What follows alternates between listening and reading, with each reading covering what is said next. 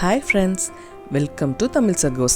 இன்றைக்கி இந்த வீடியோவில் குழந்தைங்களை ஸ்கூலுக்கு அனுப்புகிற பேரண்ட்ஸ்க்கும் பேச்சுலர்ஸ்க்கும் ஏற்ற சட்டுன்னு செய்யக்கூடிய அரிசி பருப்பு சாதம் எப்படி செய்கிறதுன்னு தாங்க பார்க்க போகிறோம். அதுக்கு முன்னாடி நம்ம சேனலை சப்ஸ்கிரைப் பண்ணாதவங்க பண்ணிவிட்டு மறக்காமல் பெல் பட்டனை கிளிக் பண்ணிக்கோங்க. வாங்க வீடியோக்குள்ளே போகலாம். இதுக்கு தேவையான பொருட்கள் என்னென்னன்றதை பார்த்துடலாங்க. சின்ன வெங்காயம் எடுத்துருக்கேங்க. சின்ன வெங்காயம் 10 இல்லை 15 சின்ன வெங்காயத்தை பொடி பொடியாக நறுக்கி எடுத்து வச்சுருக்கேன். தக்காளி சின்னதாக தான் தக்காளி இருந்தது என்கிட்ட, அதனால் 2 சின்ன தக்காளி எடுத்திருக்கேன். பெரிய தக்காளியாக இருந்தால் ஒரு தக்காளி போதும். ஒரே ஒரு பச்சை மிளகா கீரி எடுத்து வச்சுருக்கேங்க. கருவேப்பிலை, கொத்தமல்லி தழை, மஞ்சத்தூள் 1/2 டேபிள் ஸ்பூன், சீரகத்தூள் 1/2 டேபிள் ஸ்பூன். இது 10 பல் பூண்டு, சீரகம், மிளகு இதை நல்லா தட்டி எடுத்து வச்சுருக்கேங்க. 4 வரமிளகா. இனி இது காரம் கம்மியாக தான் இருக்கும், அதனால் 4 எடுத்திருக்கேன். காரம் அதிகமாக இருந்தால் 2 போதுங்க. சாம்பார் தூள் 1/2 டேபிள் ஸ்பூன். 2 கப் அரிசிக்கு 1/2 கப் துவரம்பருப்பு ஆட் பண்ணி 20 நிமிஷம் ஊற வச்சு எடுத்து வச்சுருக்கேங்க. இது 4 பேருக்கு உண்டான அளவுங்க. குக்கர் சூடானதும் ஆயில் கொஞ்சம் ஊற்றிக்கலாம். நான் கடலெண்ணெய் யூஸ் பண்ணுறேன். நீங்கள் ஆயில் இருந்தாலும் ஆயில் ஊற்றிக்கலாம், நல்லெண்ணெய் இருந்தாலும் நல்லெண்ணெய் ஊற்றிக்கலாம். இதோட ஒரு 1 டீஸ்பூன் கீ ஆட் பண்ணிக்கலாம்.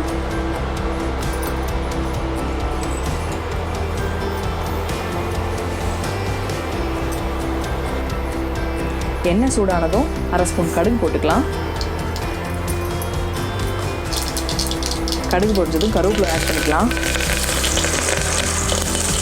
சீரகம், மிளகு இது 3 நுணுக்கி வச்சுருக்கோம் இல்லைங்களா, அதை ஆட் பண்ணிக்கலாம்.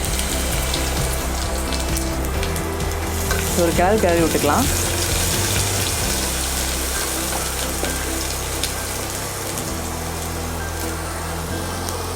வரமிளகா ஆட் பண்ணிக்கலாம்.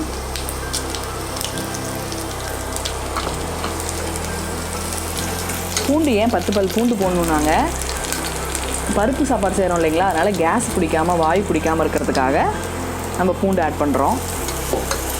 தட்டி போட்டால் இன்னும் ருசியாக இருக்கும். வச்சுருந்தோம் இல்லைங்களா, அதை ஆட் பண்ணிக்கலாங்க.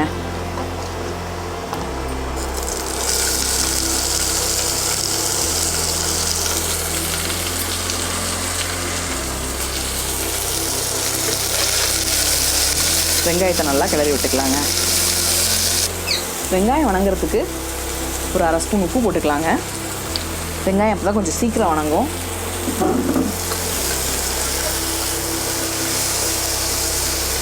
பச்சை மிளகா 1 ஆட் பண்ணிக்கலாங்க.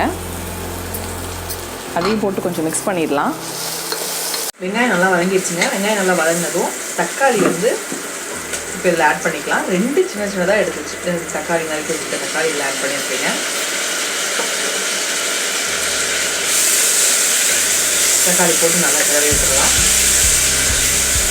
மஞ்சள் கொஞ்சம் ஆட் பண்ணிடலாங்க. சாம்பார் தூள் ஆட் பண்ணிடலாம். சீரகத்தூள் ஆட் பண்ணிடலாம்.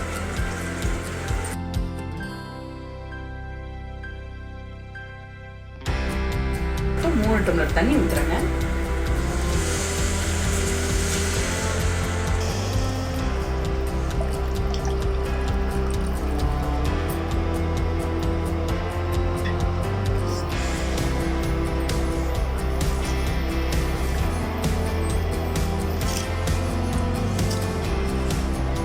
கிளறிட்டு இப்போ இது நல்லா கொதிக்கிட்டுங்க. கொதி வரணும்னா அரிசி பருப்பும் ஆட் பண்ணலாங்க.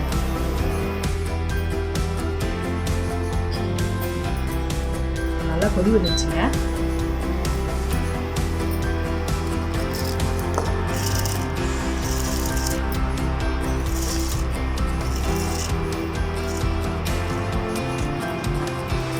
கொஞ்சம் கம்மியாக இருக்குங்க, இன்னும் கொஞ்சம் ஆட் பண்ணிக்கலாம்.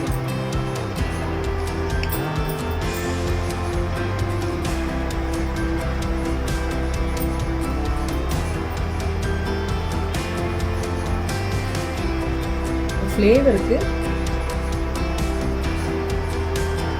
1/2 டீஸ்பூன் நெய் இது மேலே ஆட் பண்ணிக்கலாங்க.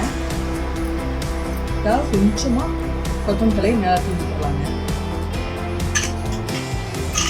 இப்போ மூடி வச்சு 2 விசில் விடலாம்.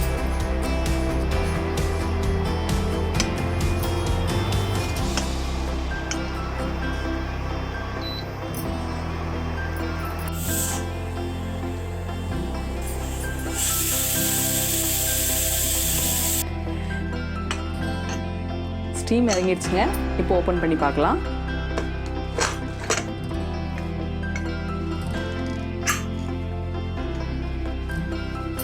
அற்புதமாக சூப்பராக வந்துடுச்சுங்க.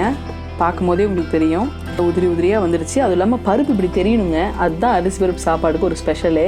பருப்பு இப்படி முட்டை முட்டையாக தெரியணும், நசுக்கும் போது ஆனால் வெந்திருக்கணும். அதுதான் இதுக்கு ஸ்பெஷலே. நல்லா இருக்குங்க. நீங்களும் வீட்டில் ட்ரை பண்ணி பார்த்துட்டு எப்படி இருக்குன்னு கமெண்ட்ஸில் சொல்லுங்கள். தேங்க்யூ.